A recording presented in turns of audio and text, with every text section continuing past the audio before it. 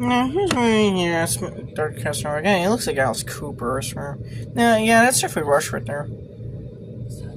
Jeffrey Rush is actually a really underrated actor. I honestly wish he was a more blah.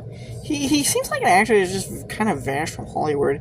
I mean, he played some really memorable movie roles. He was in he voiced Nigel in Finding Nemo. That's another role I always know him for. But he was, of course, Captain Barbossa in Pirates of the Caribbean. And he also voiced in Tom Marie in Green Lantern. He also voiced one of the avian bird guys in Legend of the Guardians. Does anyone remember that movie? That was like cool. Does anyone remember that movie?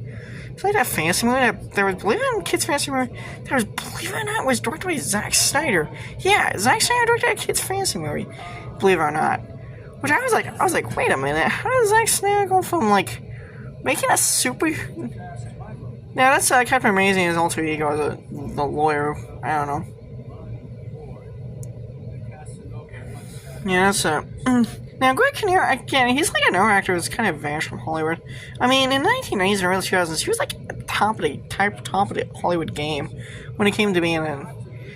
Now, I want to say he got his start as a comedian, and then he got some pretty hardcore comedy acting gigs. He did God Believe It or Not. He did that God Believe It or Not movie. God Believe It or Not? Does anyone remember that movie? My grandpa, Grandpa Joe had it on VHS. That's all I know about it. Does anyone remember that movie? Yeah, God, I'm not lying. Yeah, believe it or not, God, I'm not. Oh yeah, that's right. It's called God, I'm Not Lying. Does anyone remember that movie? Now, Greg Kinnear. Now, I think in the 2000s. Now, I always know him as he voiced Ratchet and Robots. Now, he was where you see Captain Amazing as Lloyd Alter Ego. I forgot what his alter ego's name was supposed to be. I think in the credits it says something.